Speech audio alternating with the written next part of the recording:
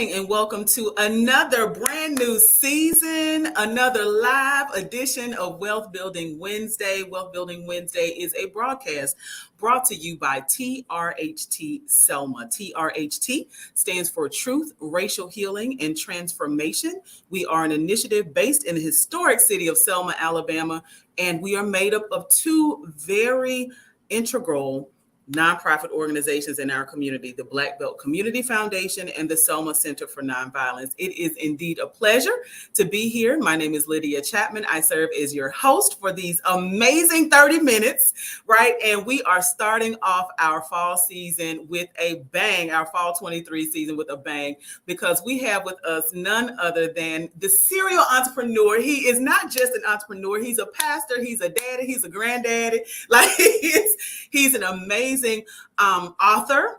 He is a public speaker, an inspirational speaker, and his name is KK Middleton.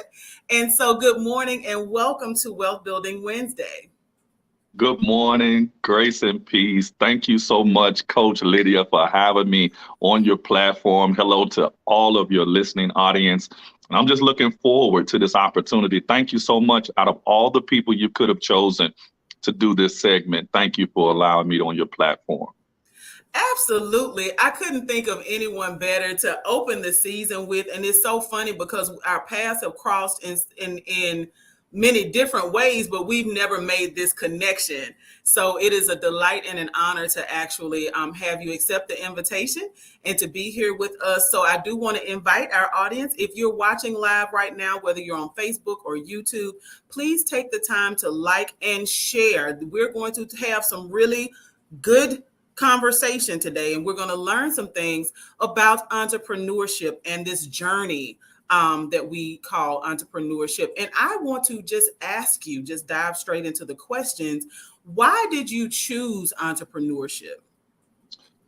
Oh, good question. I'll say growing up in poverty, I felt that I had to take control of my survival. So I will say my circumstances forced me into that lane because I wasn't in a position where I could depend on anyone else. My father died when I was 5. I was an outside child. My mom went into a deep depression, became addicted to drugs, and I was always taught not to ask her for anything. And so even as a child, I learned how to take people's clothes to the laundromat, wash them, dry them, fold them, and deliver them back to them. And I used to make my food stamps in order to have my pizza and ice cream on the weekends. And I started babysitting as a young boy I was just a child myself. So entrepreneurship, being self-employed, making my own decisions, it came to me. I was forced into it as a child. Wow. So it's almost like entrepreneurship chose you as opposed to you choosing entrepreneurship. So how has being an entrepreneur changed your life? I know that you said that as a child, you had multiple streams of income and that you were able to survive basically because of your interest in making your self-interest, right? But now, as an adult, like how has entrepreneurship changed your life? I enjoy what drives me is being able to change the life of others. Biggest motivation is being able to be labeled as the nicest employer that someone has ever come in contact with, or raising the bar in customer service. So those are just my personal things that triggers me in a good way. That's what I live for. I love being in the coaching position. I love changing the rules. I love disrupting the norm. And so that's what drives me. It's not about the money. I have multiple degrees. I just turned down a job last Thursday. I could have made $70,000 and clocking out by 3:30 in the afternoon. So entrepreneurship for me is not about the financial profit. It's about the impact that I can make immediately without going through a board, without having to get the buy-in of a committee. It's being the head coach, and that's what drives me. Now, something you just said about it's not about the money. And folks have got to, that's one of the biggest challenges that I've experienced in having conversations with folks about being an entrepreneur is the focus tends to be for a lot of folks on the money, right? And so if it's not, but now I will say of the most successful entrepreneurs that even folks that I've had on as guests on Wealth Building Wednesday, every single one of them points to the importance of wanting to serve people as opposed to wanting to have these big paydays. Like the money comes as an aside, if you will. Right, right. I agree. I have people on my team who are employees. And when I say team, within my inner circle, they're doing well and they're making 90, 100, $110,000. They're not the boss. They're their employees and they're happy. And so again, it's about knowing where your strength lies. Some of us have been called not to be the entrepreneur, but to assist the entrepreneur. And so it's about searching out your true divine purpose, because if you're doing it for fame and for likes, you're going to fall. You're going to crumble. I encourage us all to understand that what you see on the TV screen and on social media right now is not the person that they've always been. They had to work to get to there. And a lot of us have scars we don't talk about. A lot of us have bruises we don't show. A lot of us have setbacks and we have taken L's that we don't publicize. And so what you see in a lot of us is the resurrected boss lady or boss man, but you were not there when we were on the cross. All right, now come on, preacher. Look. Yes. So now you talked about your first businesses. So now, are any of those businesses anything that you still are connected to? I know when you mentioned babysitting, like, is that something that, do you have a childcare center? It's interesting that you asked that. I've been asked recently by two well-known entrepreneurs who are in that industry. They've definitely asked me to come on into that industry, and I'm really considering it in the near future. But I still have a barbershop located in West Montgomery that I passed over to my brother. That business still exists. I ended up starting there back in 1999 as an entry-level barber. I was paying booth rent, and then I discovered who the owner of the property was. And a couple of years later, I volunteered my services to manage the shop for free. And then I went to them proving my integrity and my stewardship, and I asked them to sell it to me. They didn't think that I had what it takes to buy it. But then I asked them again, I was persistent. I said, please sell me the building. And I ended up being able to buy it, and they financed it for me. And I didn't even argue. They gave me a price that was double what it was worth in value, according to the appraisal of the county.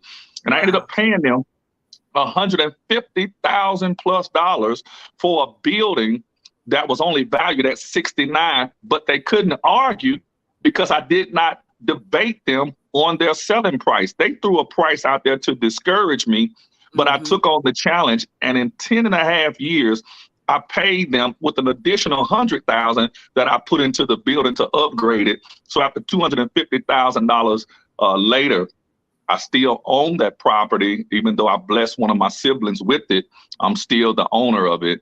And I just wanted to make sure that I wasn't a greedy person. So part of our wealth building is not for us. It is to empower those. My goal with a couple of other things, I want to die empty. I want to die without nothing. My goal is to empower those who I believe may live longer than me. Now that's a beautiful thing. And it really is, it's really exciting to hear you say that. And I know that the word exciting may be confusing to some folks, but it's exciting because when you say that you want to die empty, it really points to the fact that you are pouring out, right? And you're pouring out from the overflow. So you have amassed real estate, which is something that we talk about on Wealth Building Wednesday, and it's important to pass it down, right? So having, like our grandparents used to say, having your business in order, right? To make sure that those things are able to not just sit there and folks have to worry about probate and things like that, but that your documentation is in order so that people that are coming behind us, whether it's our children, grandchildren, great-grandchildren, cousins, aunties, whoever, that folks can benefit from our lives in a way that can help them, right? Right. Real estate is one of the most extraordinary investments that any of us can make. And Yeah. having access to that means that you may have free college education for generations, right? Just And because you can get loans against the property. and I encourage us not to get discouraged if the traditional bank don't want to assist you. Right. Again, my story is building relationships with the real owners Yeah. and say, hey, if you don't mind, I'll pay you double if you finance it, because you're going to pay double with the bank anyway. When you talk about the interest and the down payment, you're going to pay it no matter how it looks, no matter how it's worded. One thing I've learned about negotiation, you always put the person across from you in a position to not tell you no. You always show them how they can benefit. And it works 10 times out of 10. Now, you're not the first person that I've heard say that. As a matter of fact, in the Airbnb industry, there are lots of folks who say that, that it's important to talk to the property owner. So you don't necessarily even have to own the property that you are, that you're soliciting and putting up on Airbnb, but that you make it make sense for the property owner. So y'all, he is dropping gems this morning. So if you are tuned in and watching live, please feel free to share this video. If you are watching and it's after we are live, please feel free to share the video and ask questions. This is a live broadcast. So if you hear something that KK says and you're like, hey, wait a minute, I want to know more about that, drop us a line and we'll try to make sure that we can get to your question. One of the things that we talked about prior to us going live was about the importance of personal work, right? And the idea that, you were talking about separating your business from your brand. Right. So can you share a little bit with the audience the difference between the actual business and the brand and the different timetable that it may take for us to develop both of those? Well, what I want to encourage people to understand is that there's more than one way to make money. One way, of course, we all know is having a superb product. But then the other way is an outstanding and amazing personality. And so you got to know which one do you specialize in. All of us have to do the SWOT analysis. We have to look at, when we talk about being an entrepreneur, we have to be able to do a self-examination of our strengths, our weaknesses, our opportunities, and our threats. And we have to be able to strongly be critical of self and say, hey, what's really popping? Is it my product or are people buying my personality? I've learned through trial and error, you cannot rely on your personality 100%, because the same personality that people adore and that they love can be the same personality that causes sabotage to come your way. And so some of us aren't successful because we are loved. And so we end up with a high level of warfare, which ultimately ends up distracting us. And then we lose our focus. Now the decent product that we have is still on the shelf. And so you got to know what you can handle. Now, some of us, we have amazing products. The product sells itself. When you think about a Mercedes Benz, nobody knows off the top of their head who's the CEO. And so, Frosted Flakes, an amazing product. Nobody knows who's over that brand. And so when you come across a good product, yes, it can sell itself long as it's easy and accessible. But most of us, let's face it, we're going to do well when we have a good personality. We're professional. We're not known for being a shyster. We're not known for trying to make more and underdeliver. We have to develop the good brand. That's why we have to be careful what we post. We have to be careful how we vent and who we vent to. We have to make sure that we're known as being cheerleaders. People are going to do business with those who they know, like, and trust. Most of us, we are piss poor when it comes to cheerleading. And we're wondering why nobody wants to buy our candles. Nobody wants to buy our hair. Nobody wants to buy our hot dog. It's not that the product isn't good. They don't like us. And so, if you're an introvert, you're not good with people. If you don't do people, then maybe you need to consider partnering with somebody else and let them be the brand. ambassador. Allow them to be the face, and just don't get envious when they blow up with the attention and the notoriety. Just continue to collect your percentage behind the scenes.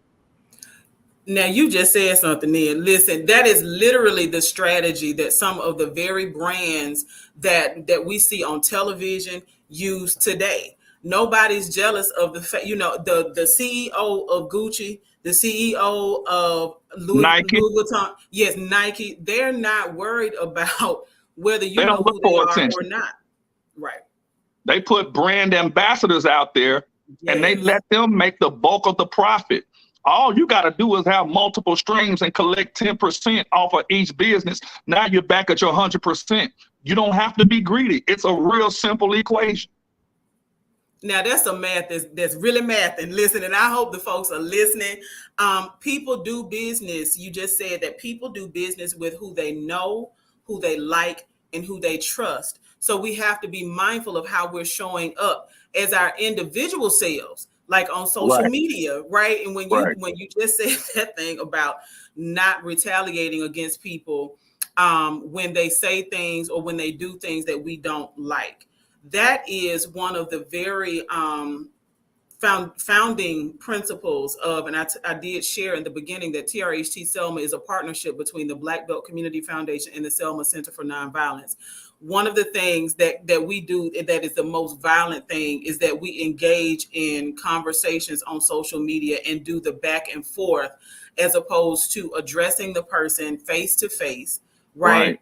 And handling it in a professional way. When we take it to social media, it can turn into a totally different situation. And then everyone who's watching or reading can't necessarily differentiate between whether this is something they need to address or chime in on. And you don't really know what the long-term impact can be, whether it's on your business or community. So listen, who they know, who they like, who they trust. That's who people do business with. Yeah, it's about, listen, economic growth will only come after you have emotional discipline. You got to have emotional discipline. I'm not saying you're not human, but we have to learn how to cry in private and cheerlead in public. You know, I'm telling you, a lot of this is just about your personal brand. Being known as the life of the party, not the death of the party. All right. A lot of us, we kill ourselves before we even get started. And we don't realize people hold grudges and they have memories and they don't forgive. And so a lot of us, we have to disappear for a while and rebrand, reinvent ourselves, and come back aggressive with positivity. Mm-hmm. And you know, that's for sure. And again, we see that with even some brand ambassadors and people who are a part of major corporations, that they disappeared for a while and then they reemerge with a level of positivity that's undeniable. One of the things that I've started doing, and I want to ask you about the books that you read, because I know that experience teaches us. And a part of how we can accumulate experience is not necessarily us having to go through it, but by relying on the experience of other people as they write it down. So one of the books that I'm rereading for the third time is The 7 Habits of Highly Effective People. If you're an entrepreneur, I want to encourage folks out there who are watching live, get the book. Put sticky notes in it, take notes, grab your pen, your notebook. There is a workbook that accompanies the book. But what are the books that you're reading or that you've read that stand out to you of the nuggets that you're dropping for us today and things that you've just carried with you over the years? Now, because of who I am an extremist daily for years, nonstop on what we call the Book of Proverbs. Okay. I do this daily. There's 31 chapters in the Book of Proverbs, which is in the Bible for those who are believers, whether you are a Jew, Muslim, or Christian. And so each day of the month, I read that chapter for today. I read from the Message Bible translation. And another secret weapon of mine is the 48 Laws of Power. Okay. I am an extremist on consuming that because I realize the world is filled with ego. And there are so many booby traps. And so I have to stay keen and alert on making sure that I'm not the elephant in the china shop. And so definitely I encourage all of us to read the 48 Laws of Power and stay up on your daily proverbs. All right. So now I want to know, and I'm sure the people out there want to know. So you have accumulated a lot of business experience. For those of us who are connected to you on social media, we see you at these various business locations. How many businesses do you currently own?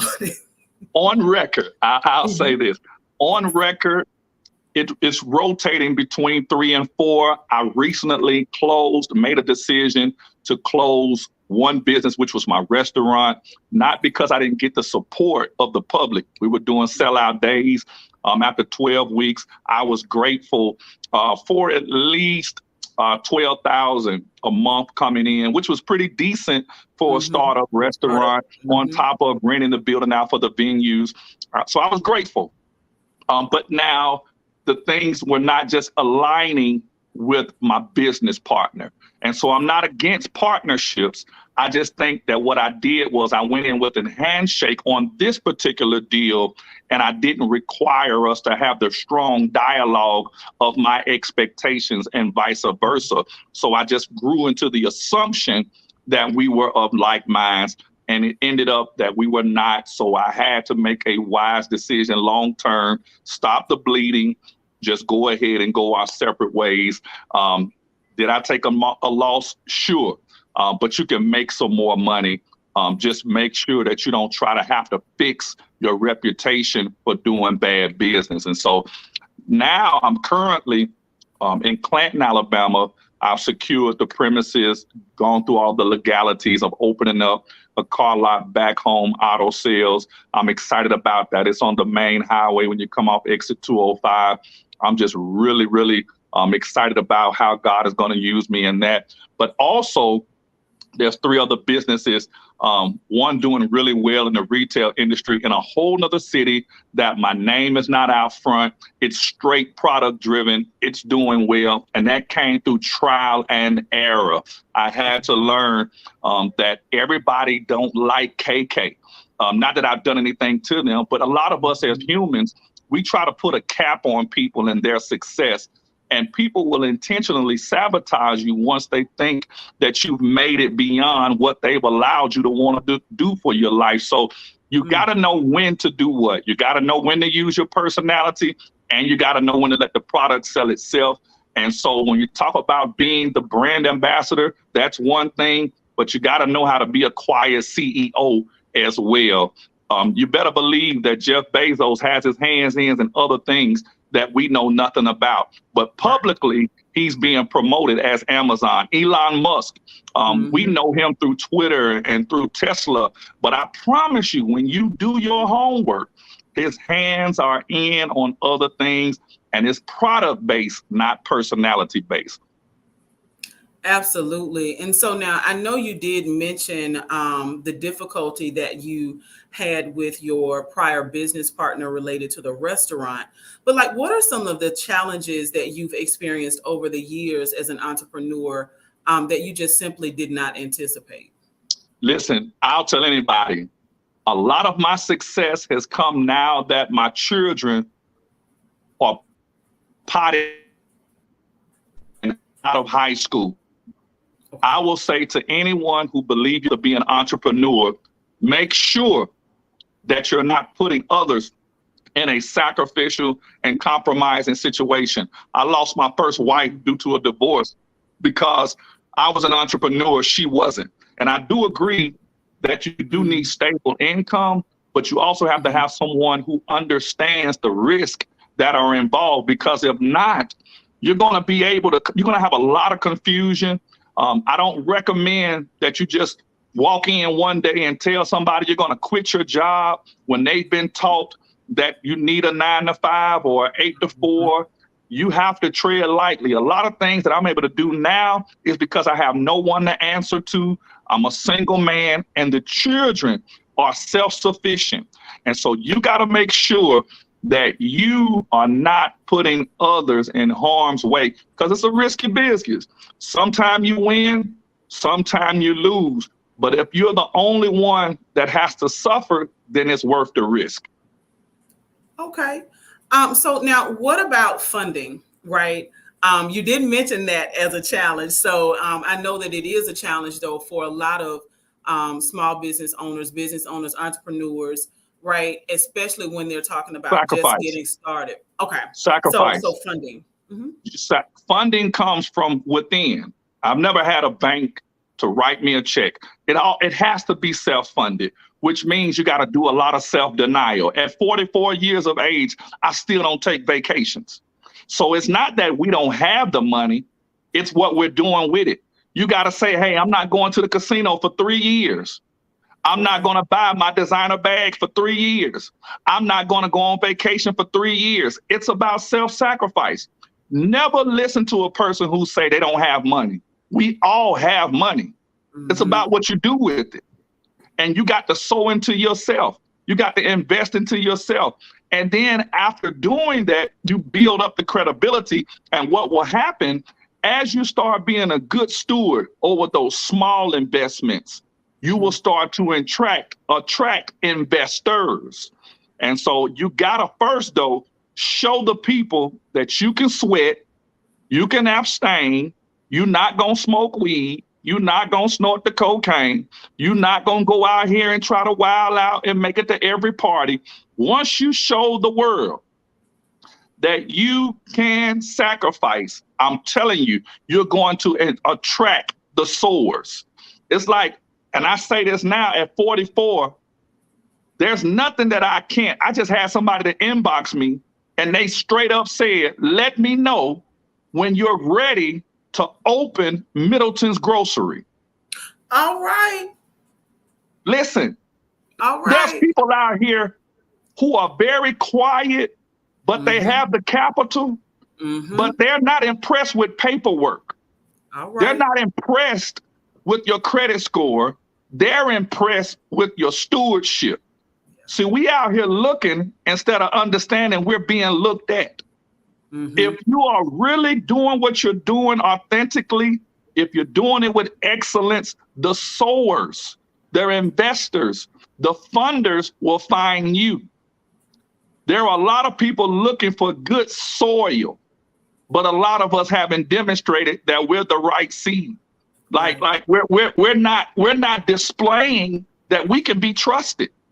We're not displaying that we're the soil that they can put their seeds in. We have to show them that we can sacrifice, and it's not about being flashy, that we can go in Walmart and put on an outfit and still serve with excellence. It has to be your attitude. You got to be able to show people that you know how to recover. See, people are watching. This came after I publicly said the restaurant closed. Opportunity on top of opportunity came open. So what we do oftentimes, we'll take a L and go hide. We'll make a bad investment and go hide. You wasn't real from the start. According to the Bible, you only get 3 days to cry. Why the hell you still whining after 3 months? You only get 3 days to cry. Get up and try it again. Absolutely. Get up and try it again.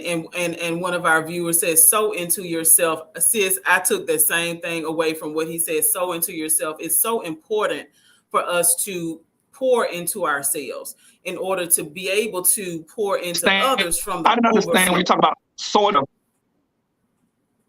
Listen, sowing into yourself are simple things like taking $4,000 and putting it in your mouth. I got false teeth across the top of my mouth.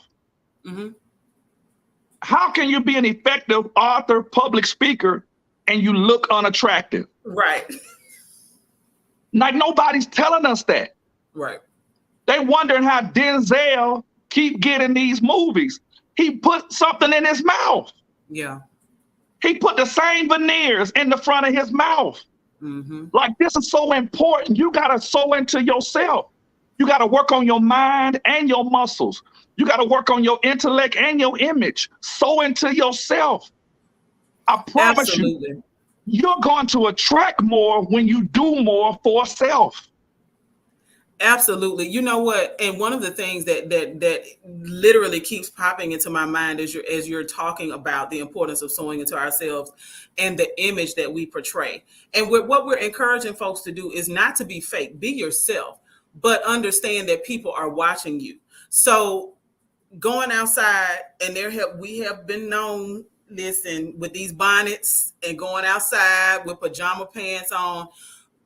Listen, I know people, it may be hard for folks to hear, but at the end of the day, people invest in, people support what they feel like is going to match their brand or what they want to ascend to, right? Man, And so listen. if we want the support, if we want to say when we walk into a job, who's to say that the person who's sitting, again, like, just literally, this doesn't even have to be a person that's supporting your business. If you are looking for a job, and this lady just saw you in Walmart with pajama pants and a comb in your hair, right? And now you're coming to her in a professional environment saying you want a job. It's like, wait a minute, now who am I going to get? Right, right. Listen, you got to always live your life like you're under surveillance, like you're being interviewed. You got to always look at people are purchasing confidence in this season. Right. They want confidence on their team. They're investing into confidence because, unfortunately, confidence is at an all-time low. No. The supply is low, but the demand is big. Mm-hmm. There's a lot of people out here with degrees and certifications, but they don't have impact. Right. They don't have energy. They don't have confidence. And so you got to make sure that you know how to sell self, and with an authentic, consistent persona, not just I fix up on Sundays. No, I don't care if I'm doing construction. I'm gonna have swag on Monday. Mm-hmm. When I did work physically in construction after going to trade school, I worked for an HVAC refrigeration commercial company. Man, I was coordinated. Even my tools matched my hat. Everything was in sync with my brand. My pickup truck, I washed it at least twice a week. I made sure that everything was coordinated. I didn't speed. I put on my seatbelt. And within record times, I had a company truck. I was the youngest person with the company out of 21, but I was the leader. With the least educational experience, but I had the right professionalism. And so it doesn't matter what you're doing. You can't change who you are just because your title changes. Right. Your personality has to change. Your mindset has to change. If not, you're just going to be a broke person with a title. All right. A broke person that will break other people because of your title. Because of your deceit. A lot of people are being deceitful. Mm-hmm. They're not an entrepreneur. They're not a CEO, but they're just being deceitful and they're baiting you in. They have no fruit. That's why I'm not impressed with a lot of people who call themselves a coach. Like, man, real coaches don't win championships every year, but their wins outweigh their L's and they keep showing up. That's who I listen to. Not the people who just give me one side, because now you're being deceitful. Right. You got to be able to let people know. For 8 years after my first divorce, I turned a 2-car garage into my loft apartment. Facts. I sacrificed in order to get to where I am. Even as a half ago, I had a 2,500 square foot home, 2-car garage, totally renovated. I sold it. It was paid for. I sold it, cleared the profit, and put it all into what I'm doing now. And so it's about sacrifice and rolling the dice on yourself. How you want to go borrow, but you ain't putting your own up? That's the first thing a boss and a real investor is going to see. How much of you are you willing to give? See, you'll never meet another person that's going to give more than KK Middleton. I'm always going to be the biggest investor, the biggest sower in any venture. There will never be another human. I don't care if it's church. There'll never be another human that outsold me, that outinvest me. So I can't help but get the bulk of the profit if I'm doing the bulk of the investing. And that's not just dealing with the money. I'm going to go hard unconditionally. Don't matter if I'm preaching or not. I'm going to be the loudest in the building. It's about who you really are, the core of you. Some of us are lazy no matter what title you give us. Some of us are just sorry as hell no matter what position you give us. So it ain't like if I quit this job and go to this one, I'm going to be a better person. No, shine where you are. If you're a boss, be a boss even on the trash truck. If you're a boss, be a boss even if you're third in command. Like who you are, they can't hide it. You can't hide it. They can't suppress you because it's just going to bleed out. It's going to come through your pores. It's going to smell like a fragrance. In the words of Deion Sanders, they asked him, what cologne are you wearing? He said, none. He said, but if you just got to get a name for it, it's called confidence. All right. See, that's what money can't buy. School don't teach you that. That's inner work. You either got it or you don't. And so I'm so glad that you said that it's about the inner work. And unfortunately, that's the time that a lot of us aren't willing to spend, is doing the inner work, is reading books, right? And if you don't read well, get audio. It will read itself to you, right? Yes. Yeah. So get the information. And I really truly mean that. Like one of the most successful entrepreneurs that I met while I was living in Syracuse, New York years ago was a man who literally had to have other people fill out his paperwork, but he could spit out knowledge from books from all around the world because he would listen to them or have someone either like through a program like Audible or have someone read them to him. So full of information. YouTube is my number one source that eats up my data. University. man, it's out here. Yeah. It's out here. I gotta drive, I gotta work, I gotta walk. So I'm constantly pouring into self. Yes. Man, other strong-minded people who specialize in mental toughness, that's who I glean from. Iron sharpens iron. But a lot of us, we know we're supposed to be iron, but we keep running around with untreated rotten wood. My Lord. Come on now. And so they're draining you. Preach. They're draining you. And they're only attracting termites that are eating away from the core of who you are. A lot of us don't want to disassociate. We want to keep it real with the bottom. My favorite hashtag is see you at the top. If I don't see you at the top, that means you was afraid of heights, but you're not stopping me. All right.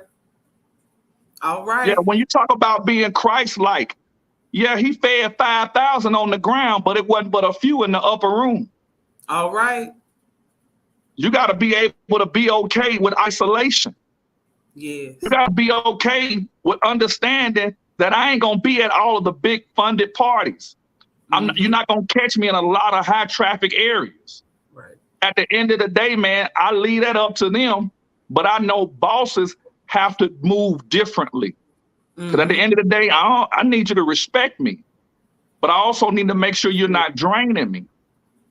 And so a lot of us just got to do some realigning mentally, because I want you to understand wealth is not also how much you can bring in, but it's also how much you can stop from going out.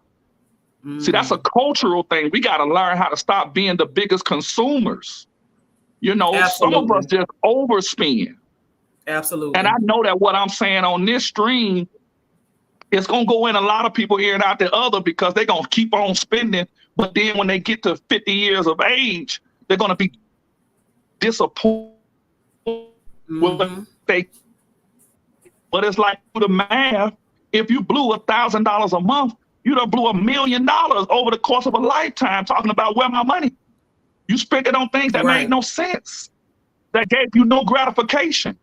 You tried to make it rain on everybody and treating everybody. And then at the end of the day, when it's time for them to reciprocate, they get ghosted. And so your best investment is self. Your best investment is self. Keep working on you, the inner you, then let it flow over to the outer you. Because, man, listen, you're going to be disappointed trying to just constantly pour and pour and pour. Jesus says, didn't I heal 10 of y'all? But only one of you fools came back to say thank you. Right. So you got to make sure that as you're eating, one of my mistakes that I made on a business venture is I made sure all my staff ate and I didn't even write me a check. And so that went on for about 11 months. So moving forward, I always understand when I'm fixing plates, fix myself one. Fix myself one. That way, when it runs its course and the business is no longer popping, I'm not mad because I ended up eating along the way.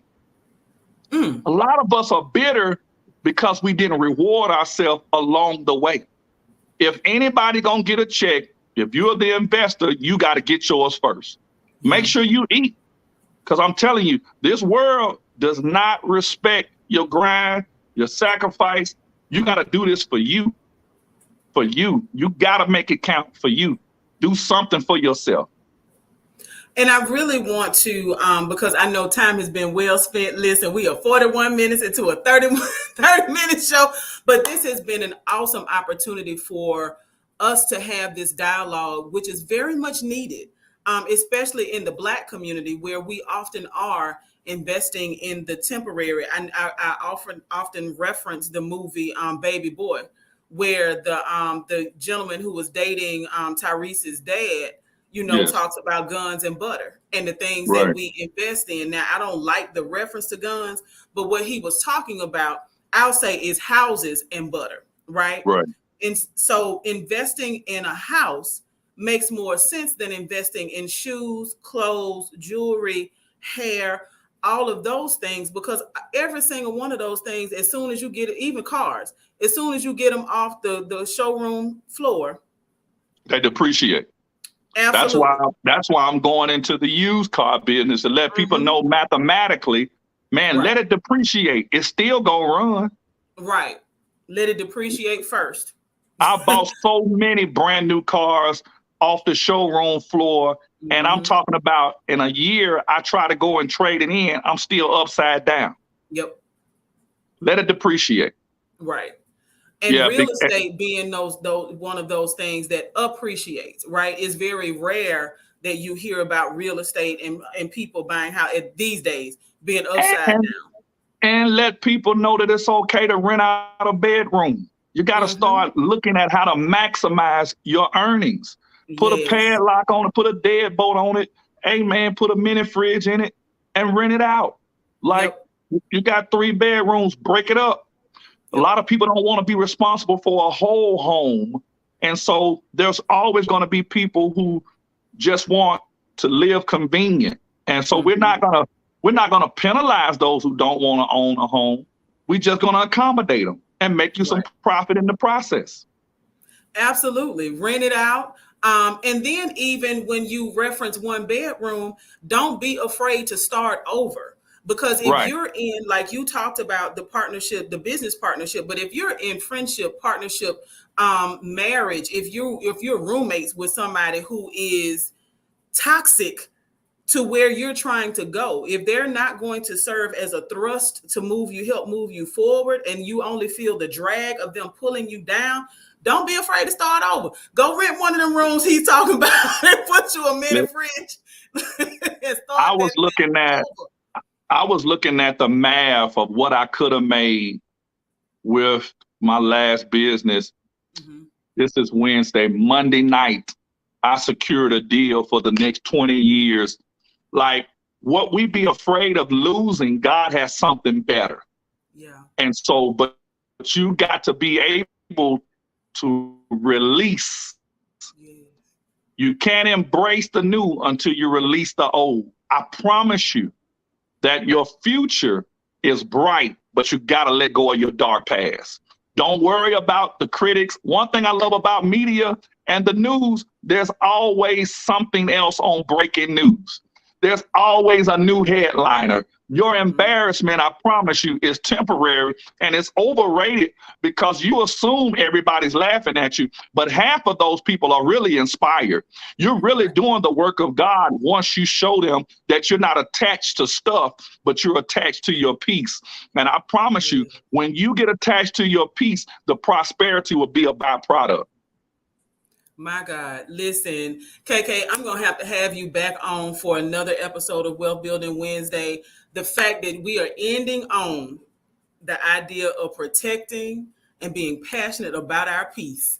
Listen, we in a few days, I'll be turning 45 years old, right?